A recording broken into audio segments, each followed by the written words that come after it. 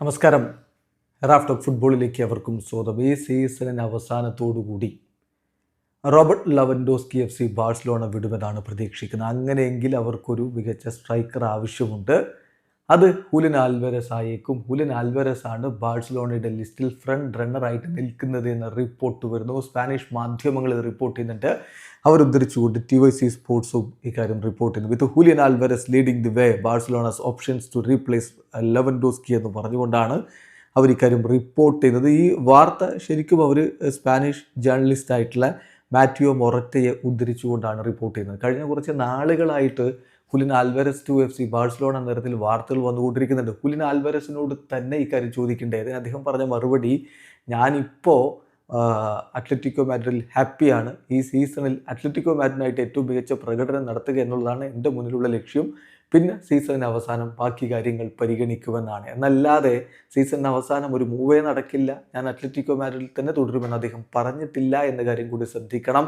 സീസണിന് അവസാനം ഒരു മൂവ് ഉണ്ടാവാനുള്ള നല്ല സാധ്യത അവിടെ തുറന്നിടപ്പെടുകയാണ്. ഈ ഘട്ടത്തിലാണ് ഈ ഒരു വാർത്ത വരുന്നത് എന്ന കാര്യം കൂടി നോക്കുക. ഇപ്പോൾ മാറ്റിയോ മൊററ്റയെ ഉദ്ധരിച്ചുകൊണ്ട് TYC സ്പോർട്സ് റിപ്പോർട്ട് ചെയ്യുന്നു, ദി സ്പൈഡർ എന്ന് പറഞ്ഞാൽ ഹുലിൻ ആൽവരസ് ആണ് ജോൻ ലാപ്പോട്ട, റോബർട്ട് ലെവൻഡോസ്കിയുടെ റീപ്ലേസ്മെൻ്റ് ആയിട്ട് കൺസിഡർ ചെയ്യുന്നവരിൽ മുൻപന്തിയിലുള്ളത്.